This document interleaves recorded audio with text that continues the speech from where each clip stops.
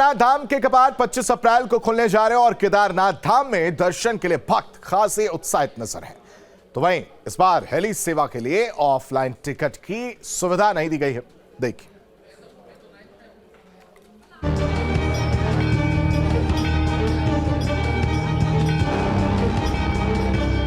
केदारनाथ धाम के कपाट 25 अप्रैल को खुलने जा रहे हैं। दर्शनों के लिए भक्त खासे उत्साहित हैं। इसका अंदाजा इसी से लगाया जा सकता है कि 30 अप्रैल तक केदारनाथ हेली सेवा की टिकट फुल हो चुकी है। इस बार ऑफलाइन टिकट हेली सेवाओं के लिए नहीं दिए जाएंगे, बल्कि ऑनलाइन टिकट ही दिए जाएंगे।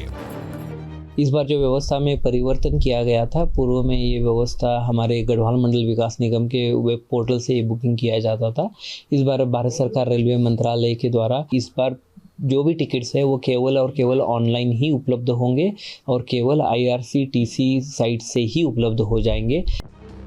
गौरतलब है कि फाटा, सिरसी और गुप्त काशी हेलीपैड से केदारनाथ धाम के लिए हेलीकॉप्टर सेवा ऑपरेट होगी। केदारनाथ यात्रा के लिए 9 एविएशन कंपनी अपनी सेवाएं दे रही हैं। पिछली बार यात्रा में टिकट ब्लैक होने को लेकर कई मामले सामने आए थे। इस बार उत्तराखंड नागरिक उड्डयन विभाग ने टिकट ब्लैक न हो, इसके लिए पुख्ता इंतजाम किए हैं।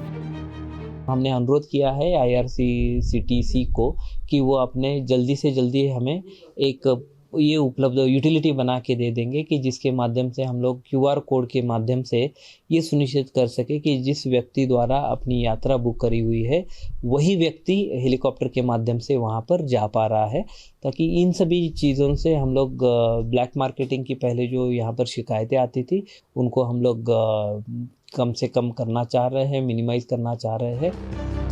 हेली यात्राओं को लेकर ये बहुत अहम कदम उठाया गया है। सबसे महत्वपूर्ण ये है कि जिस व्यक्ति का टिकट है वही यात्रा करेगा, वही यात्रा सुरक्षित हो। इसके लिए भी सभी एविएशन कंपनियों को अपनी तैयारियां पुख्ता करने के निर्देश दिए गए हैं। Team news state.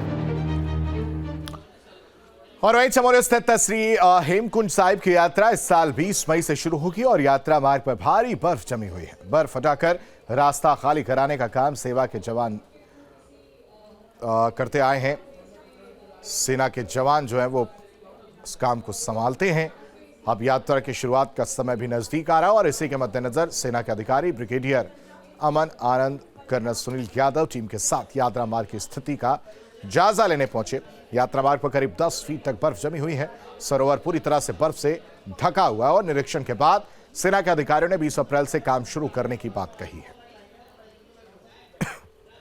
से लेकर हेमकुंड साहब तक जो भी रास्ता है उसमें 5 फुट से लेकर 12 फुट तक बर्फ है, लेकिन इंडियन आर्मी की टीम जो रेकी करके आई है तो उन्होंने बताया कि भले बर्फ ज्यादा है इस साल, लेकिन उन्होंने पूरी प्लानिंग कर ली है। 20 अप्रैल से इंडियन आर्मी इस सेवा को शुरू कर देगी और साथ में गुरुद्वारा स्टाफ भी।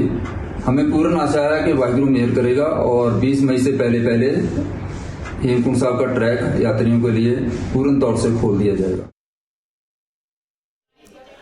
और अब आपको ग्राफिक्स के जरिए समझाते हैं कि देवभूमि कितनी तैयार है और भक्तों का जो इंतजार किया जा रहा है कितनी तैयारी प्रशासन की तरफ से की जा रही है। देखिए, देवभूमि की बात अगर की जाए तो चारधाम यात्रा का रजिस्ट्रेशन जो है वो जारी है। 8 अप्रैल से हेली बुकिंग भी जारी कर दी गई है, यानी 8 अप्रैल से आप हेली सेवा का आनंद ले सकते हैं, बुकिंग कर सकते हैं। IRCTC की टिकट को बुकिंग की जिम्मेदारी जो है वो सौंपी गई है। बीमा की भी सुविधा जो है इस बार दी गई है। साथ ही साथ होम स्टे और होटल चेकिंग की सुविधा। इसके अलावा यात्रा मार्ग से बर्फ जो है वो हटाई गई है। कहीं कहीं बहुत ज्यादा बर्फ जमी है, उसको हटाया गया है और रास्ते पर सभी जरूरी सुविधा जो है वो उपलब्ध कराया गया है। हेल्थ ATM उन जरूरी सुविधा में से एक है। हेल्थ ATM लगाने का काम जो है वो जारी कर दिया गया है।